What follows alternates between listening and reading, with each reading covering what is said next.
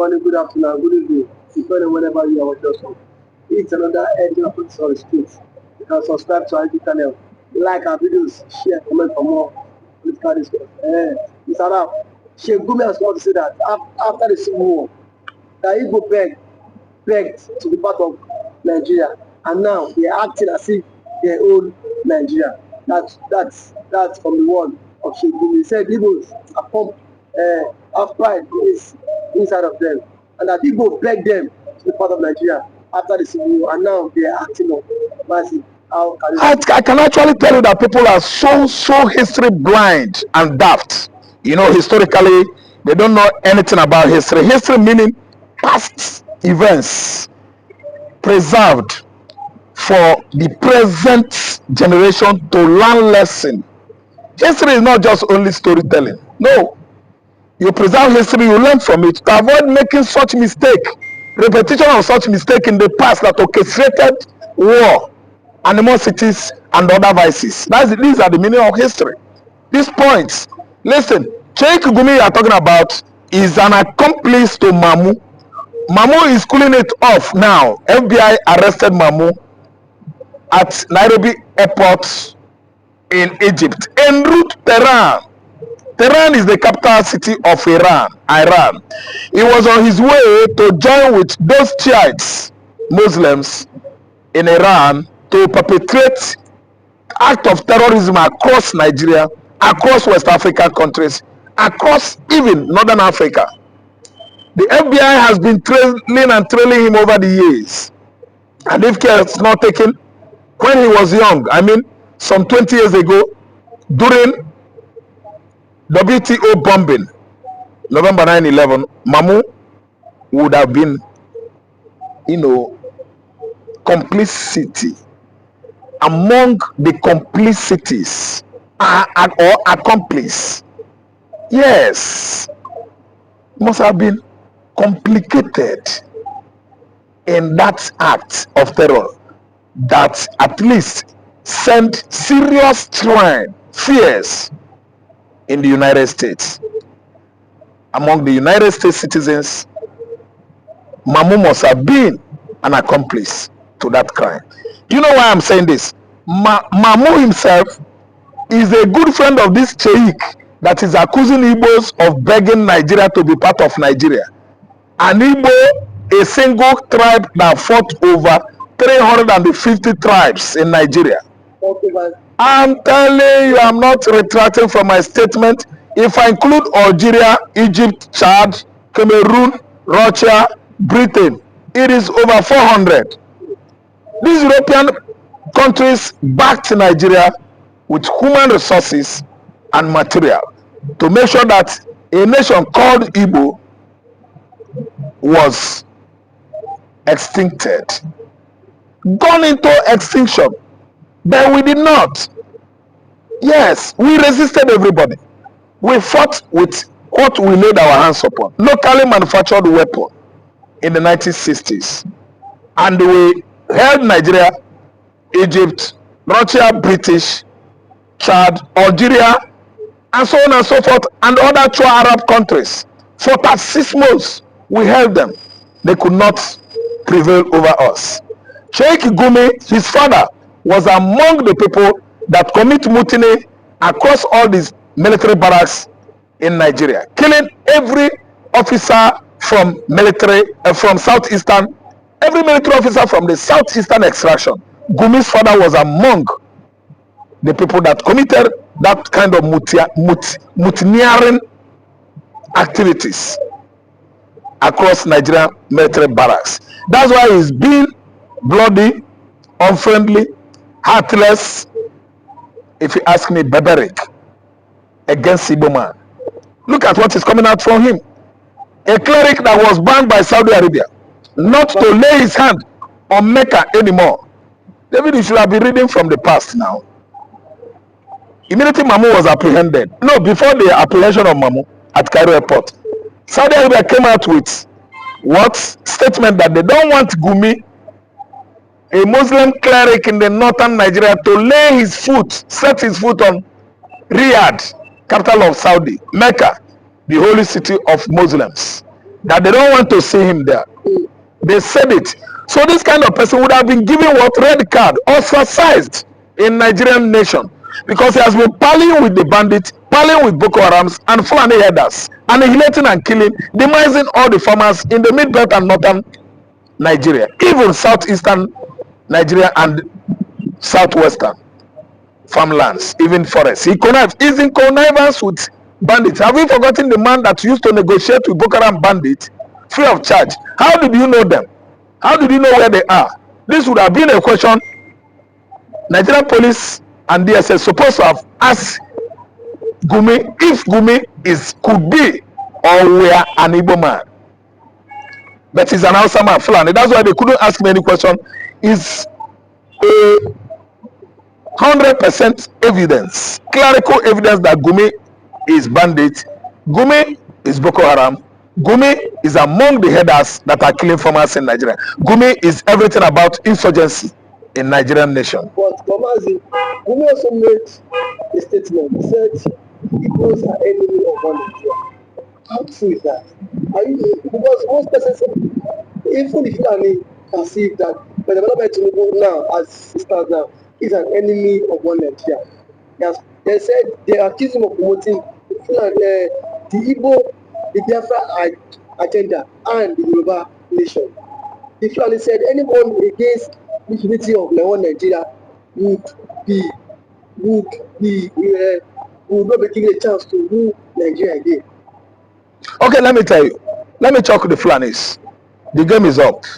Game is up. Yes. Why? No one Nigeria anymore. Fulani should go back to where they come from. So where do you come from? I'm telling you, Senegal and Gambia, Futajalo Highland, from where River Niger takes its course.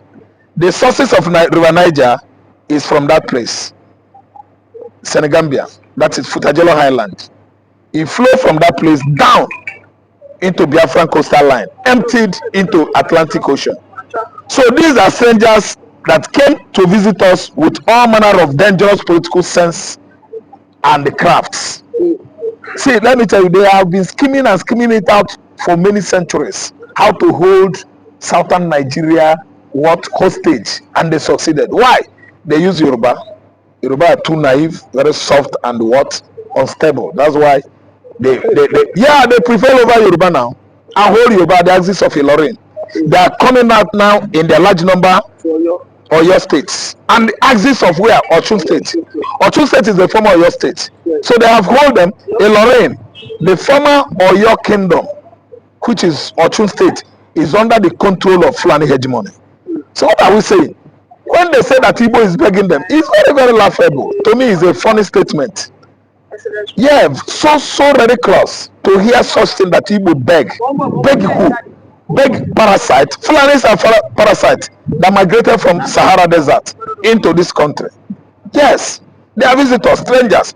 Is it because we could not continue with history in our higher institution or tertiary institution curriculum, universities? That's why we stop reading history.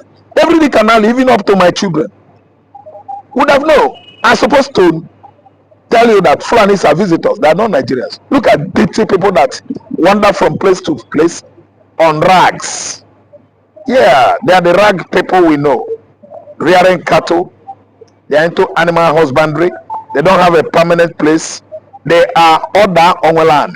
Habunde Oda Onwelane. That is when they come to your land as a visitor, they will occupy, subjugate you to slavery and rule over you. That's the meaning of that Igbo vocabulary. Oda Onwelane. That is Fulanis. Thinking that Igbo man doesn't have brain. Okay, if you wake another Igbo man asleep, someone that is asleep, he will tell you about Fulani. How they subjugated the Hausas, reduced them to zero, over marginalized them today. And today, the Hausas have become slaves to their visitors, Fulanis. The most painful thing you can do to a man is when a man allows you in his house, as a visitor. You grown up, you rise up against him, reduce him to zero, and what? Make away with his wife. That is the worst thing you can do to a man. They finish Hausa today. The Hausas are nowhere to be found in Nigeria. And I'm telling you that the most Mugulist tribe we have in Nigeria are the Hausas. And today they have begun to realize themselves. That realization process has started. That's why we have many Hausa militias in the bush, of Jigawa and Zamfara, Katsina and Bauchi, militating against the siege of Fulani influx into the northern Nigeria. Both the mid belt are not left out.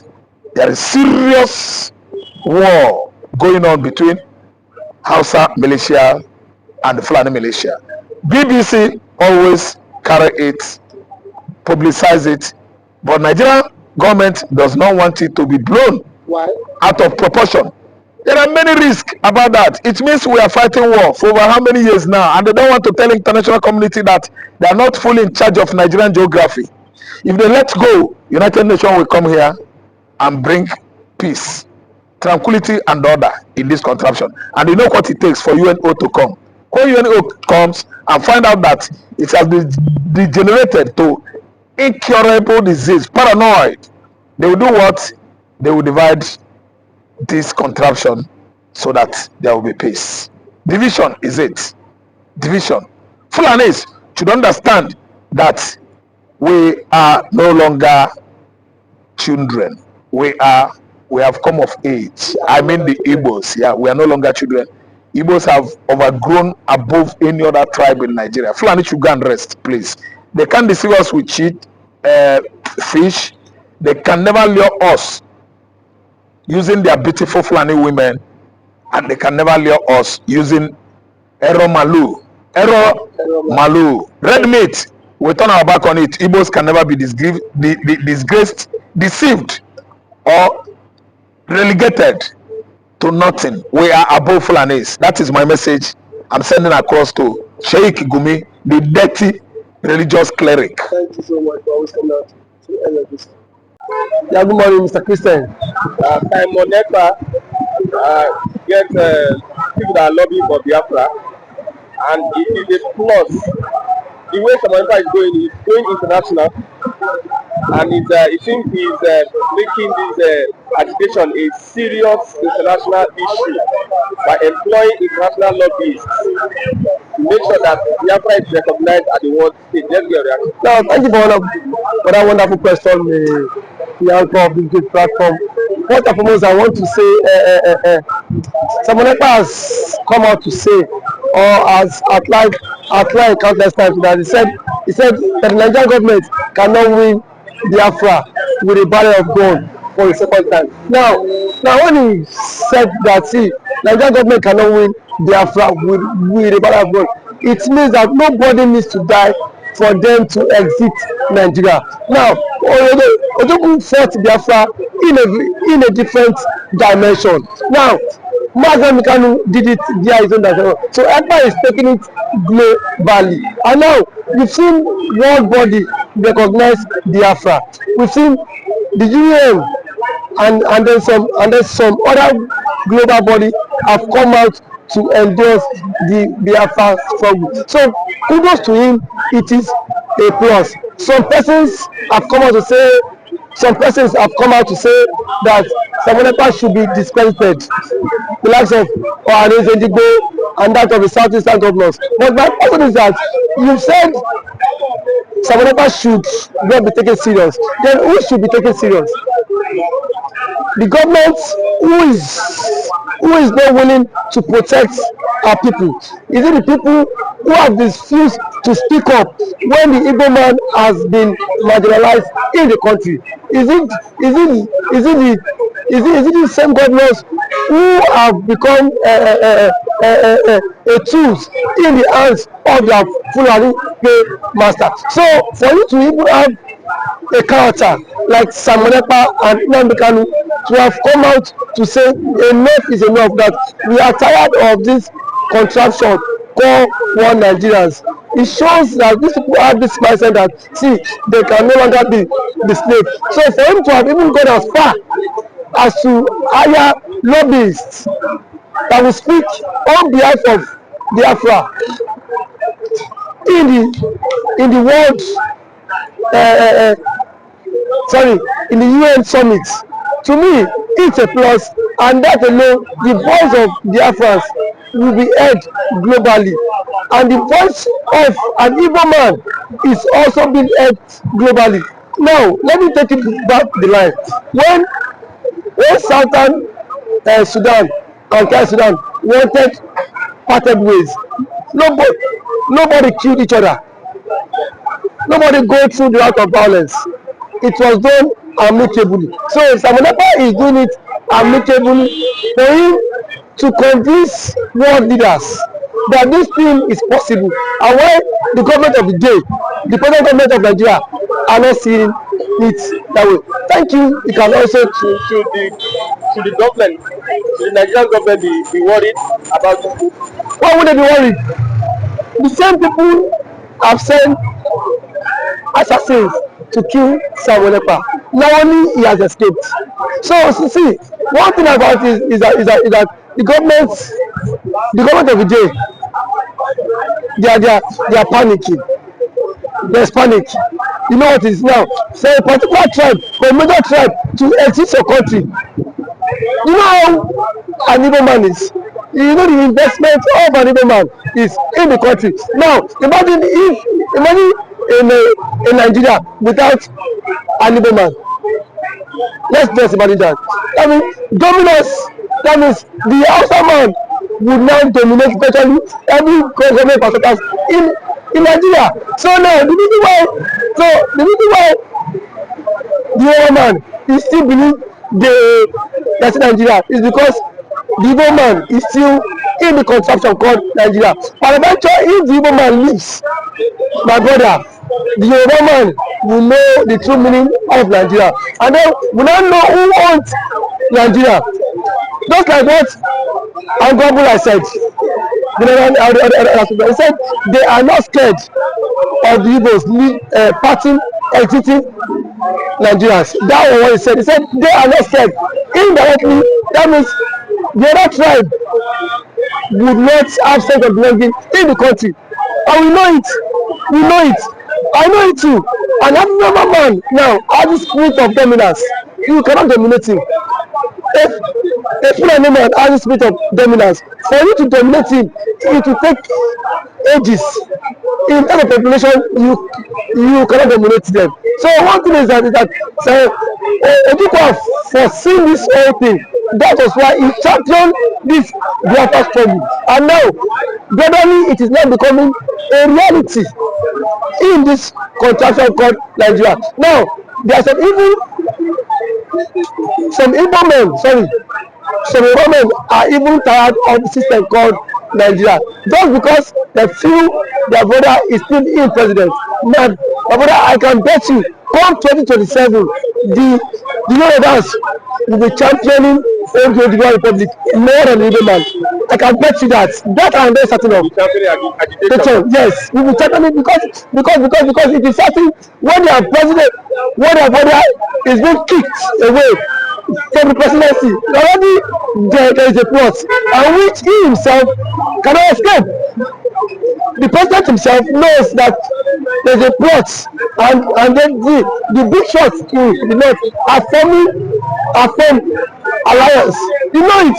RFI, a powerful influence in the north, is not in the league. Sorry, is not in good terms with the president. And now nobody can take that factor. What RFI did, or see that made Tinubu emerge as the president via his own influence. And then we have also the likes of Angulai, which is the chairman of the Northern Order Forum. He said, post that election, that the Northern Order Forum supported Tinubu, but come 2027, Tinubu will not get their support. So what does that mean? Now if the average left person is not giving the vote, now where will they get the vote? The shots come by 2027. The same thing the Yorubas have been tagged the Igbos for. Now they will be the master mind of it, because I can bet you by 2027 Yoruba will stop, and that's the slogan that will continue to trend, is that we are tired of the country, we want to follow the suit of the Igbo man and exit the country, and then the Igbo man now will not take them, tag them for being unserious, because now that the Igbo man is struggling for the exit, we are saying the Igbo man is not serious. Yeah, there are claims that the Igbo man is not serious, but I can bet you when the system will also catch up with you, then you will know why the Igbo man has been championing to exit. Thank you for always coming.